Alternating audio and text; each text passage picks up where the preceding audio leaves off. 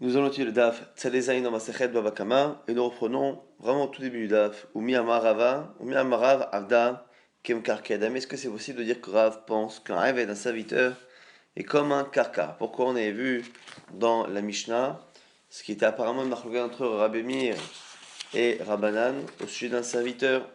Celui qui a volé un serviteur et le serviteur a pris de l'âge, a changé parce que justement il a pris de l'âge, est-ce que le changement fait acquisition pour le voleur et le voleur doit rendre la valeur de l'esclave au moment où il a volé?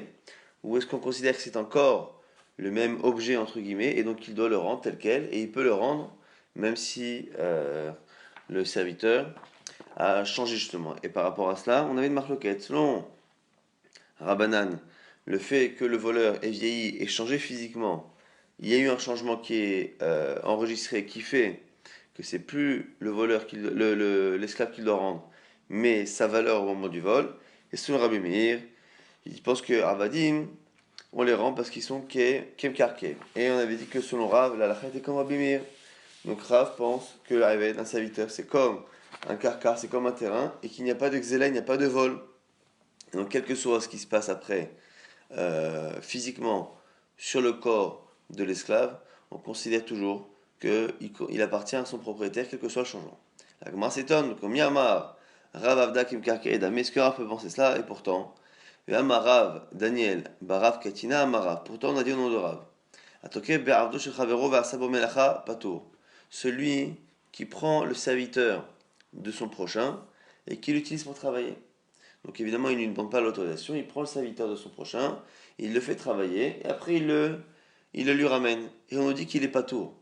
Il ne doit pas payer la valeur du travail ou le temps qu'il a pris son aved. Isal kadatar, avdakim karkedame. Et si tu penses que Rav, lui, pense comme Rabbi Meir, qu'un aved, un serviteur, c'est comme un terrain, ça n'est jamais volé. Donc ça reste, quoi qu'il arrive, dans la propriété de son propriétaire d'origine, si c'est cela, à Maïpatour, pourquoi il devrait ne pas payer Bishuta de Marikae? Puisque finalement, on ne peut pas dire qu'il a volé un serviteur qu'il doit rendre, ou qu'il a rendu, et que le travail qu'il a fait, il a été fait dans son domaine. C'est pas vrai? Puisque tu penses que, selon Rav, un serviteur c'est comme un terrain, ça reste toujours la propriété de son maître. Et à ce moment-là, on considère réellement qu'il a fait travailler un serviteur qui ne lui appartenait pas. L'agma répond c'est un cas où celui qui a emprunté le serviteur n'a pas fait perdre d'argent à son propriétaire, puisque c'était à un moment donné de la journée où il ne travaille pas en général. Qui a des shalachle, Rabbi Abba et Marie Barma. Et ça ressemble à la question qu'on a posée à Marie Barma. Bah, Emine, mais Ravuna, qui a posé la question à Ravuna. Adam vechatzer chavero, shelom midaato. Celui qui habite dans la cour de son prochain, ou dans une maison de son prochain, sans lui demander son avis. Est-ce que après coup, il doit lui payer un loyer? On a une personne ici qui a une cour, qui est disponible, et il est absent. Quelqu'un vient, habite pendant quelques jours dans sa cour. Quand la personne revient, elle n'a pas subi de perte, ce qu'on appelle zénéhéné, zélochaser. Celui qui habite dedans profite. Celui qui a laissé sans le vouloir sa maison ou sa cour n'a subi aucune perte. Est-ce que celui qui a profité doit payer alors que l'autre n'a pas eu de perte ou pas? C'est la question. Ou Shalchoulé, on lui a répondu Einot Sarich, l'Aloto Sachal Alacha, et que celui qui a profité ne doit pas payer. Et du coup, la Gemara propose de dire ici que chez nous c'est pareil, puisque ce serviteur, dans tous les cas, a été utilisé à des heures où il ne travaille pas chez son maître. Donc il n'y a pas eu de perte, puisque le maître n'a pas perdu des heures de travail habituelles. Et il a fait travailler des heures en plus, qui dans tous les cas ne sont pas en général des heures travaillées chez son maître. Et il n'y a pas de perte, du coup, ça s'appelle Zénéné Zolochaser. La Gemara objecte, elle dit Achiashta, c'est pas pareil le terrain. Bishlamatan Beineman de Amar, Beita Miadvayativ. Dans le cas de la maison, il y a deux raisons. Non seulement le propriétaire de la maison n'a pas de perte lorsqu'on habite dans sa cour, mais mieux que ça, il a même un avantage. Pourquoi? Beita Miadvayativ, celui qui habite dans une maison, qui est Yoshe dans une ville, dans une maison, je veux dire, il a tendance à l'améliorer, à faire en sorte qu'elle ne se dégrade pas. Et donc, quand une maison est habitée, elle a tendance à mieux vieillir qu'une maison qui est inhabitée. Donc ça, c'est une première raison qui est donnée dans Zeynez el Chaser.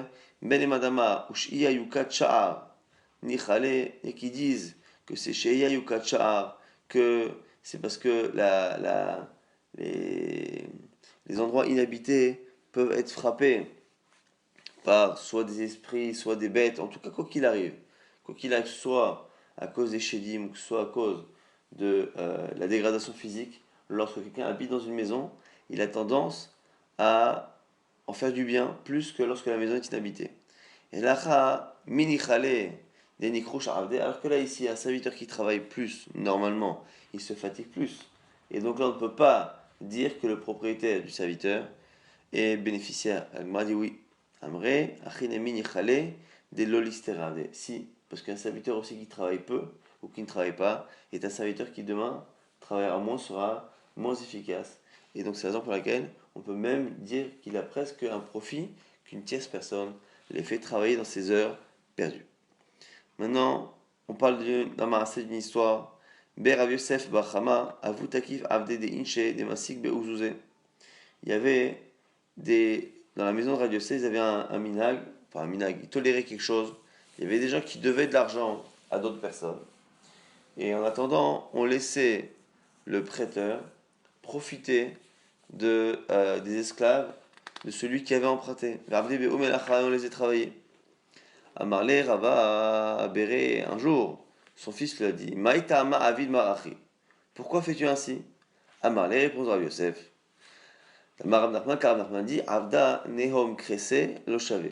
Rav Nachman il dit que un Ayved, il ne vaut même pas son estomac. C'est-à-dire que ce que mange un serviteur par jour, en général, vaut plus que ce qu'il rapporte en travail. Et donc, la raison pour laquelle les gens avaient des serviteurs, c'est parce qu'ils préféraient, même quitte à ce que finalement, ils payent plus cher la nourriture du serviteur et son logement, qu'ils le payent plus cher finalement que ce qu'ils paieraient pour payer ce genre de travaux faits à la maison. Malgré cela, les gens gardaient ce principe d'avoir un esclave et du coup, lui a dit à ce moment-là, Rav Yosef, en prenant les serviteurs de ces personnes-là, je ne leur fais pas perdre d'argent puisque je prends le serviteur à la journée et je le nourris. Et en le nourrissant au final, je lui évite de payer un argent qui normalement est supérieur au gain généré par le travail fait par le serviteur. Alors Marley dit Emma damar Nachman tigon deatu dearu avde nimraket bekoube. Alors réponse de Rava à son père, il lui dit mais attends, mais peut-être que ce qu'il a dit sur les serviteurs, c'est des serviteurs particuliers qui font des choses qui sont pas très utiles comme Daru le serviteur justement de Rav Nachman qui avait l'habitude de danser devant les magasins dans la rue, qui ramassait un peu d'argent, qui lui effectivement ne faisait pas des travaux qui étaient très efficaces. Peut-être que les autres serviteurs ont un travail qui vaut plus que le coût qu'ils occasionnent. Anna Kira Daniel Zviralis, que moi je pense qu'on Rav Daniel. Marav Daniel, Barkatina Marav Nodra, Batokef Be'avdo, Shel Haverova Sabo Melacha, Patour, ce qu'on a cité il y a quelques instants, celui qui prend le serviteur de son prochain sans lui demander et qui fait du travail, il est Patour. Almani Khale, de l'olisterav, de là on voit quoi?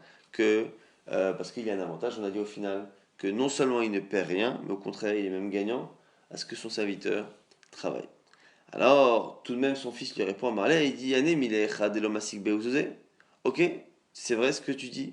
Ce qu'a dit Rav Daniel au nom de Rav, c'est vrai, mais là-bas, c'était un étranger qui prenait le serviteur de quelqu'un, mais il n'avait pas de rapport entre eux, entre la personne qui emprunte et la personne à qui on a emprunté le serviteur.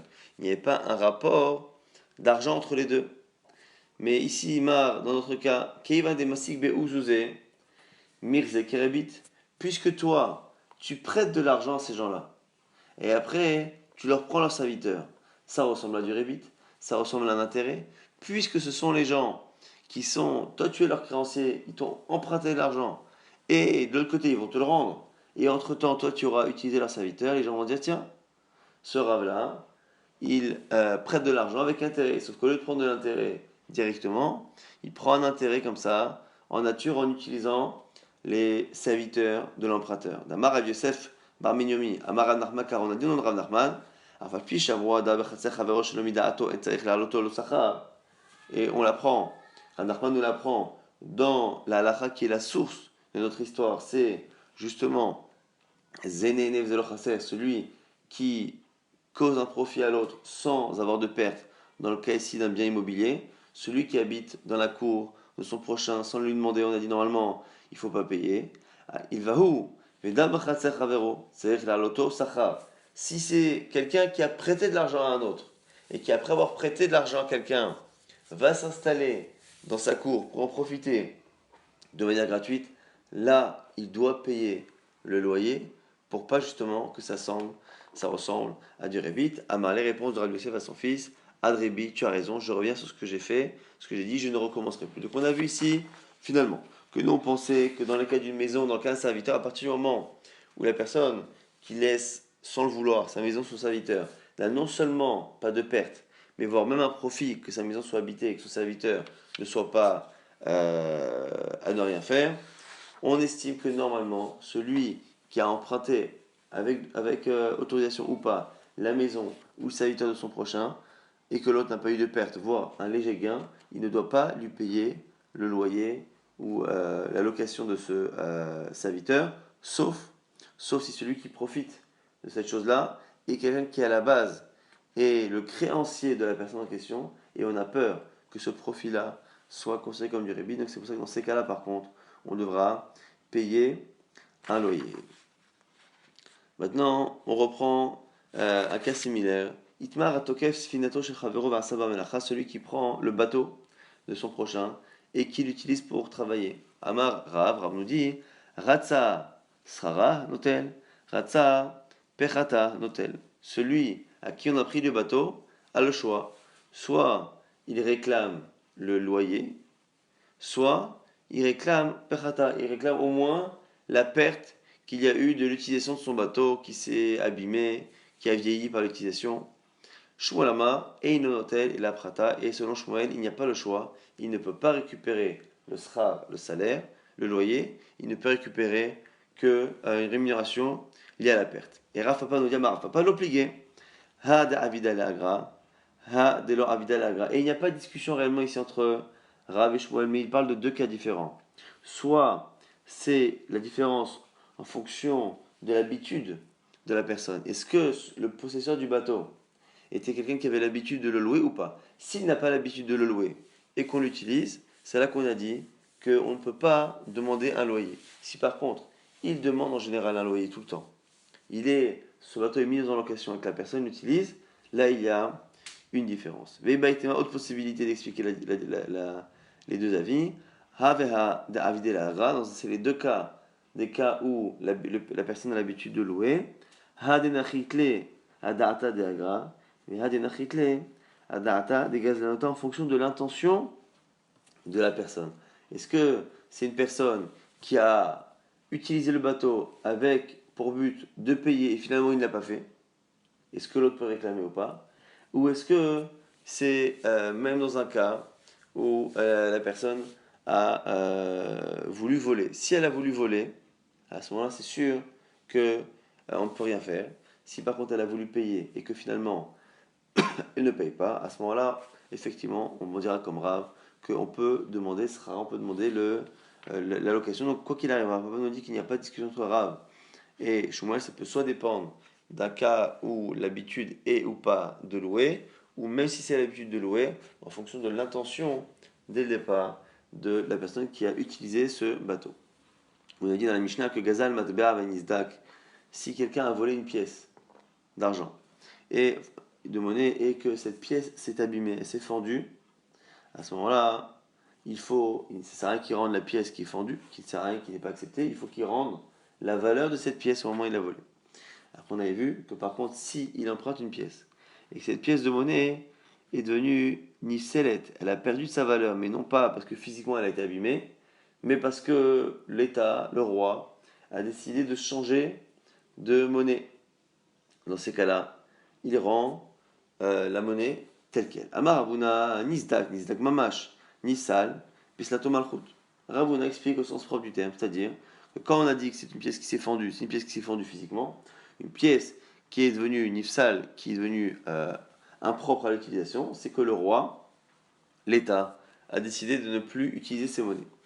Les Rav Yehuda n'est pas d'accord. Amar Peslato Malchut, Namirinu Nizdak lui dit non, si vraiment l'État n'accepte plus l'argent, c'est exactement comme Nizdak. La pièce est aussi abîmée qu'une pièce qui est coupée en plusieurs morceaux. Si elle est coupée en plusieurs morceaux, on ne peut plus rien faire avec. Si l'État n'accepte plus ces pièces, c'est pareil. Et donc le changement est tel que selon Rav Yehuda, lorsque le roi, l'État n'accepte plus, dans ces cas-là, on devrait rendre la valeur volée, non pas la pièce en elle-même. Et là, Echidame Nifsal. Alors comment Rav Yehuda explique le cas de Nifsal? Pourquoi on dit que quand la pièce a perdu sa valeur dans la Mishnah, on a dit qu'on peut la rendre tout de même Nifsal? Chez Sato Medinazo, Veyos A Bemina Acheres. Selon Rav Yehuda, c'est pas une pièce qui est Nifsalet les gamrés. Elle n'est pas complètement rendue impropre à l'utilisation. C'est dans ce pays-là, chez nous, on ne peut pas l'utiliser, mais dans le pays voisin, on peut continuer d'utiliser ce type de monnaie. Donc on a deux lectures. Nizda, qu'on a compris ce que c'est. Maintenant, Nifsal, qui est marqué dans la Mishnah. Est-ce que Nifsal, c'est une pièce qui est Nifsal Legamre, qui est complètement inutilisable? Et à ce moment-là, on aurait du mal à comprendre pourquoi on peut la rendre. Et sur la Yehuda, on parle d'un cas où pourquoi on peut la rendre? Parce que justement, elle est Nifsal Legamre. Amarle Raprizda le Ravuna. Raprizda dit à Ravuna, le premier avis, qui dit les Didar d'Amart Nifsal Psalto Malchut. Are Perot Shirkivu. Comment expliques-tu, toi, Ravuna, qui pense que la pièce, elle est devenue complètement impropre à l'utilisation, tu penses qu'on peut la rendre? Quelle est la différence avec les fruits qui ont pourri, le vin qui est devenu vinaigre? C'est pareil qu'une pièce qui est devenue impropre à l'utilisation. Et pourtant, lorsque un voleur a volé des fruits qui ont pourri, du vin qui est devenu vinaigre, il ne doit pas rendre l'objet tel quel. Il doit rendre la valeur de départ. Donc quelle est la différence finalement entre ces aliments qui pourrissent et cette monnaie qui, entre guillemets, elle aussi pourrit dans le sens où elle a une date de péremption qui est dépassée? C'est pareil. À ma réponse, ne compare pas la nourriture, ici, dont le but c'est l'odeur et le goût. Là-bas, l'odeur et le goût ont changé, des fruits ont pourri, du vin est devenu vinaigre. Mais là, ici, la pièce, physiquement, elle n'a pas changé. C'est simplement l'acceptation par l'État qui a changé. Alors maintenant, autre objection. Ah, Marler, Rabba, Raviuda. Ah, l'objection maintenant est à Raviuda qui pense que Nissan dans la Mishnah, c'est Nissan, mais pas complètement. Selon toi qui pense que lorsque le roi, l'État n'accepte plus cette pièce, c'est comme si la pièce était coupée en morceaux. Arrête Trouma, Venitmet, Nechip et Saltomar. Il y a un cas qui ressemble au cas du roi qui n'accepte plus. C'est le cas de la Trouma.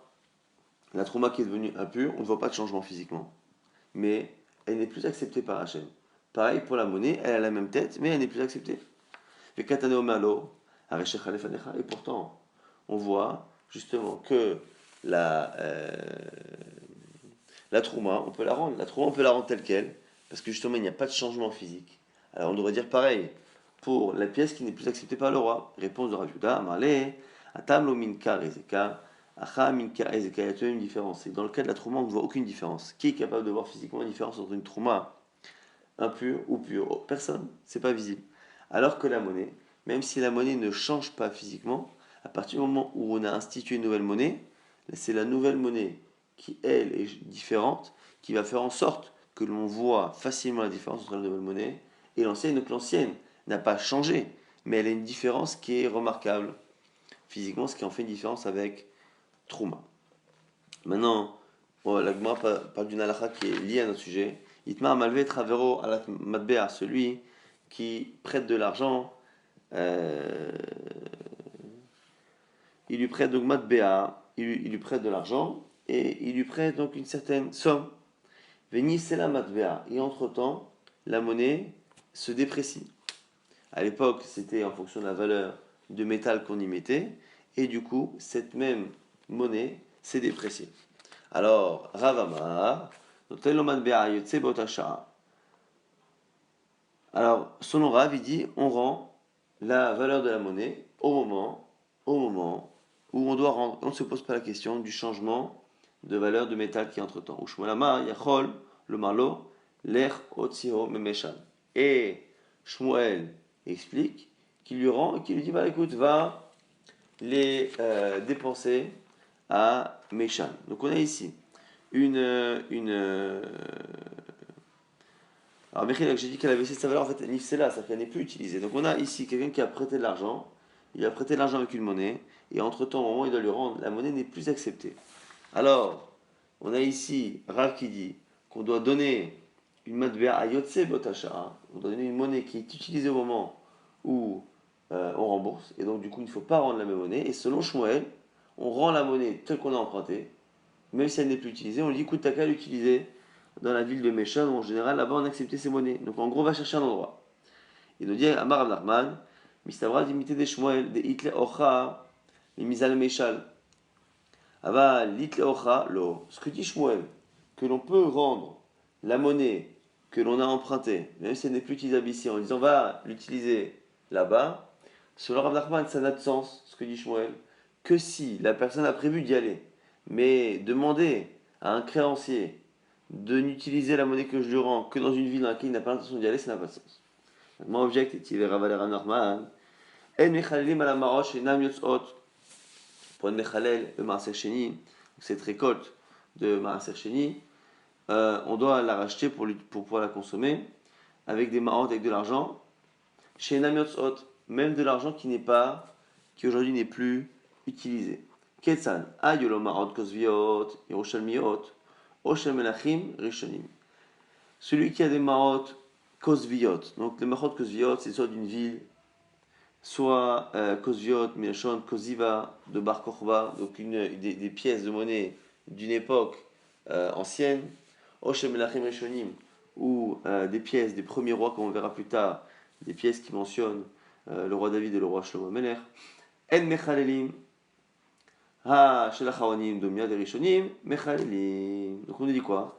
On ne peut pas être mechalel, on ne peut pas racheter le masacheni avec des maot qui ne sont pas utilisés. Comme quoi? Comme maot kosviot et shel melachim rishonim. Mais qu'est-ce que l'on déduit? Quels sont les types de monnaies qu'on ne peut pas utiliser pour masacheni?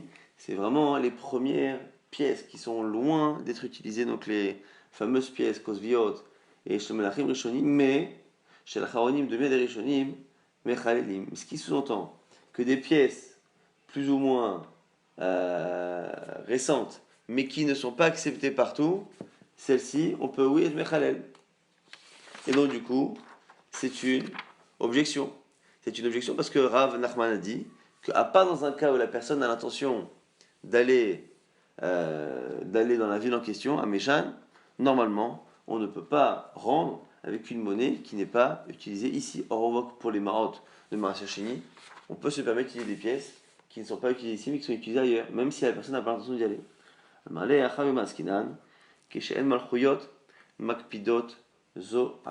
Différence que nous cite ici Ranachman, c'est en fonction de est-ce que les pays entre eux autorisent la circulation de monnaie étrangère.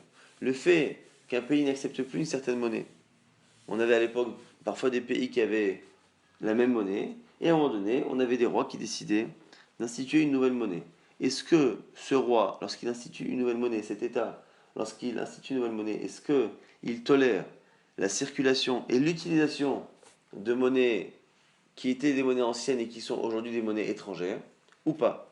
En fonction de cela, on va tolérer. Et c'est ce que nous dit ici Rav Nachman. Quand est-ce que l'on dit que l'on n'a pas le droit de donner à quelqu'un la monnaie ancienne telle qu'on a empruntée, parce qu'aujourd'hui c'est devenue une monnaie étrangère puisqu'on ne l'utilise plus ici? Quand est-ce que j'ai dit qu'on ne peut pas le faire? Lorsque les malchouyot, les États entre eux, sont makpidim, chacun ne laisse pas des monnaies étrangères circuler. Par contre, lorsqu'ils laissent, on peut très bien payer avec n'importe quelle monnaie, parce que soit on va à l'endroit, soit dans tous les cas on peut trouver quelqu'un ici qui les accepte. Donc on lui dit là, Kama Shmuel, Kshimal Chuyot, Makpidot, Zoazo, Echimatse, Matmenehu.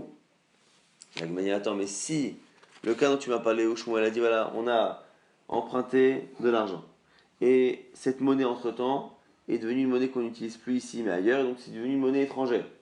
Et on a dit que celui qui emprunte veut rembourser avec. Selon Shmuel, il peut rembourser avec, en disant va à Meshan. Donc, mais si tu dis que l'État ne laisse pas circuler ces monnaies. Comment l'emprunteur s'est retrouvé avec cet argent pour le rembourser? Il m'a dit, il dit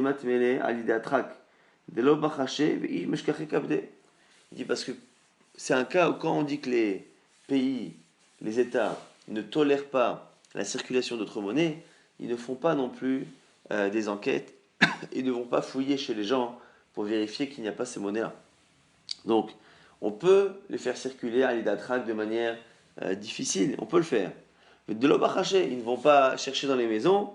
Si par contre ils trouvent de l'argent qui circule, qui est un argent qui est devenu maintenant une ancienne monnaie et donc une monnaie étrangère en même temps, ça par contre ils sont accueillis.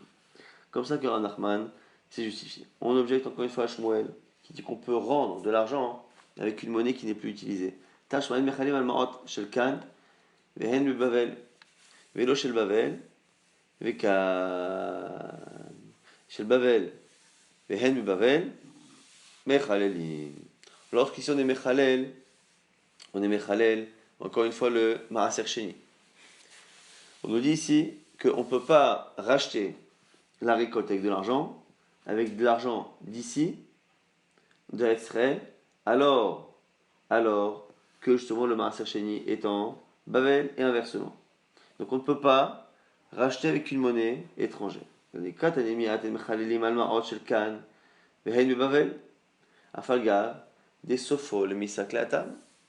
Et pourtant là-bas, on voit qu'on est en Israël, donc, et on utilise, donc on est en Babel, on est de Babel, et on utilise de l'argent d'Israël. Donc on a une récolte en Babel, on la rachète avec de l'argent d'Eretz Israël. Et pourtant, puisqu'on va normalement utiliser cet argent pour aller sur en Israël pour manger l'équivalent de cette récolte maintenant en Eretz Israël, on a transféré la kedusha de la récolte jusqu'à l'argent, c'est normal de le faire avec de l'argent israélien. Donc normalement ça devrait marcher, puisque toi-même tu as dit Shmuel, tu peux lui rendre de l'argent étranger en lui disant voilà, va à Méchan. Là ici, selon l'explication de Rav Nachman qui parle d'un cas où on va là-bas, puisqu'effectivement on a cette récolte, on est en Bavel, et cette récolte n'ira pas à Jérusalem, puisqu'on veut justement la remplacer par de l'argent. Cet argent ira à Jérusalem, donc pourquoi ne pas accepter qu'on le fasse avec de l'argent israélien?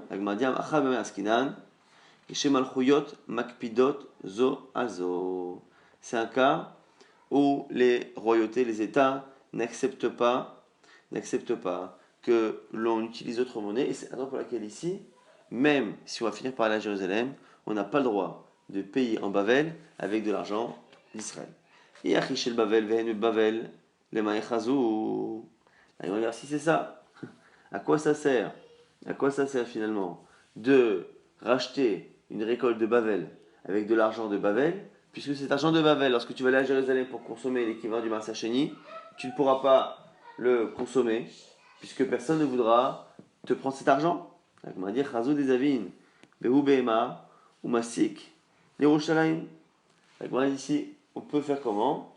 On prend cet argent. Donc là, on a la récolte des hectares de récolte qu'on ne peut pas emmener à Jérusalem. On les rachète avec de l'argent de Babel. Et avec cet argent de Babel, on rachète un animal et cet animal, on l'emmène à Jérusalem.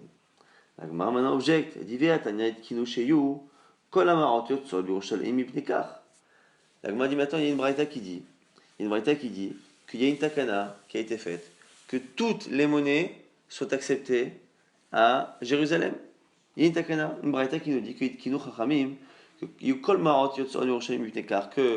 toutes les monnaies soient acceptées. Et du coup, pourquoi on ne peut pas utiliser l'argent de Bavel pour acheter quelque chose qui est en Israël? Quand on est en Israël, hors Jérusalem, et que l'on rachète, pourquoi on ne pourrait pas utiliser de l'argent de Bavel puisqu'on peut l'utiliser à Jérusalem? Amara Bizera, Lokashia, Kan Bizman, Sheyad Israël, Tkifa lo Mota Olam. La Gemara fait une distinction entre les moments où Israël domine les nations en Israël, Kan Bizman, Sheyad Mota Olam, Tkifa Latzman, et la différence entre des cas où c'est justement les nations qui dominent Israël. Alors on dit là-bas les nations qui dominent elles-mêmes, elles ne dominent pas elles-mêmes, c'est nous-mêmes malheureusement qu'elles dominent, mais c'est une manière de parler de la chance Sagina Or. Mais quoi qu'il arrive ici, on nous apprend que cette takana qui permettait d'utiliser toutes les monnaies à Yerushalayim n'était possible que lorsque le Ham Israël avait son destin en main à Jérusalem. Nouvelle Braïta, Tanora Banan, Ezeo Matbea chez les Rochaim. C'est quoi ce qu'on appelle Matbea, les pièces de Jérusalem?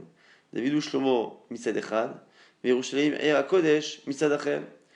D'un côté la pièce, David, le roi David et le roi Shlomo, et de l'autre côté, c'est marqué Jérusalem, ville sainte.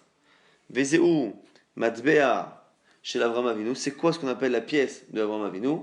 C'est d'un côté Zaken Uskena, d'un côté c'est marqué un vieil homme et une vieille femme, et de l'autre côté on écrivait Bahur Betula, un jeune homme et une jeune femme, et c'est une allusion donc d'un côté à Abraham et Sarah, et de l'autre côté à Yitzhak et Rivka. On a une nouvelle chez là maintenant, Baïmine Rava. Mais Rav Chizda, Rava pose la question à Rav Chizda, Amalvet Ravero ala Matbea, aussi font alav Mahu, celui qui emprunte, qui prête de l'argent, et entre-temps, c'est pas que la monnaie n'est plus utilisée, au contraire elle est utilisée, mais elle a gagné de la valeur. Et donc maintenant, si on rend la même monnaie, on donne plus de métal précieux. Mahu Amarlo, notenlo matbea yotse beota sha'a. Rav Chizda répond, il donnera la monnaie telle quelle. Donc il a emprunté 10 shkalim, qui était un poids de monnaie, il rendra 10 shkalim. Pareil pour toutes les monnaies qui à l'époque étaient des poids. Amarle, il dit, va filou. Kinafia, Amarlein, Bafilou, Kitartia, Amarlein, il lui répond, mais attends, même si ça augmente de ça, même si ça augmente de Rovakav, de plusieurs quantités, Kinafia, c'est comme la taille d'une napa, ou quand il lui dit Kitartia, c'est le quart d'un quart, quoi qu'il arrive, la question ici, c'est est-ce que on va jusqu'à rembourser plus, même si la monnaie a vraiment augmenté? Et réponse pour l'instant oui, la Gemara finira par objecter dans le début du DAF de demain. On va rapidement résumer ce qu'on a vu dans ce DAF. On a vu que selon Rav pensait comme Rabbi Meir, qu'un Eved, un serviteur, était comme un karka, comme un terrain, c'est-à-dire qu'il n'était jamais volé et que même s'il est volé et qu'il y a un changement, il continue d'appartenir à son propriétaire. Ça c'est Rav et Rabbi Meir. Et on a vu qu'il y avait une marque dans la Mishnah, même si nous on appelle ici Rabbi Meir, on avait vu à la fin hier que réellement dans les Braïtot, on se rendait compte que ce qu'on appelait Rabbi Meir, c'était Rabbanan et qu'il fallait inverser. Quoi qu'il arrive, en tout cas, Rav pense ainsi qu'on appelle ça Rabbi Meir dans la Mishnah ou qu'on appelle ça Rabbanan dans la Braïta. Après, on a vu que quelle que soit la valeur du serviteur, même si le serviteur est un terrain ou un serviteur qui est utilisé par quelqu'un qui n'est pas son propriétaire et qui ne demande pas au propriétaire, ça s'appelle Zénéné Zelochaser. Puisque la personne à qui on a utilisé le terrain où le serviteur n'a pas de perte, voit, gagne dans le fait qu'on habite et qu'on entretienne sa maison, ou qu'on utilise et qu'on entretienne la santé et la capacité de travail de son serviteur, à ce moment-là, on ne doit pas lui verser de salaire. Exception faite, lorsque la personne qui utilise ce terrain ou qui utilise ce serviteur est un prêteur, est un créancier du propriétaire en question, où là, on a peur que ça ressemble à du rébit, à un intérêt. Et donc à ce moment-là, il faut payer un loyer à la personne à qui justement on a emprunté le serviteur ou le terrain. On a vu également que pour le bateau, et ce qui peut se reporter pour d'autres choses, on faisait une distinction tout de même, lorsque la personne à qui on a emprunté le bateau ou l'objet était une personne qui avait l'habitude de louer cette chose-là. S'il a l'habitude de louer, c'est différent, et il faudrait lui payer un loyer.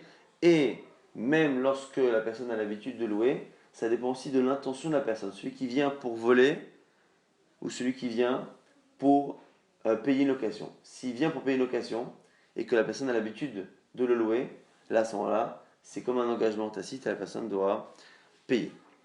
Après, on a vu dans la Mishnah qu'une pièce de monnaie qui est abîmée, qui n'est pas utilisable, on ne doit pas la rendre telle qu'elle, mais on doit rendre la valeur. Si par contre, elle n'est plus tellement utilisable dans l'endroit, on a une marloquette entre Ravuna et Rav Yehuda.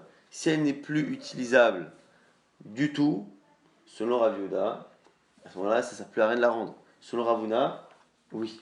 Et on avait répondu aux questions que chacun avait. Après, on a vu celui qui emprunte de l'argent à quelqu'un avec une pièce de monnaie qui n'est plus utilisable ici. Est-ce qu'on doit lui rendre une monnaie actuelle ou est-ce qu'on lui rend la monnaie de l'époque et c'est à lui de se débrouiller pour aller l'utiliser? Ça, c'est le marque entre Rav et Shmuel. La Gemara a répondu finalement aux questions sur chacun. Et la Gemara était restée finalement sur une question. Euh, c'est pourquoi finalement nous dit ici Rafrizda, lorsque quelqu'un emprunte de l'argent et que la monnaie, la valeur de la monnaie a augmenté, comment se fait-il que l'on puisse rendre la monnaie actuelle alors que finalement il y a une valeur qui a augmenté et selon des quantités même importantes, selon Rafrizda, ça ne pose pas de problème. Et la Gemara justement expliquera en quoi ça n'est pas un problème.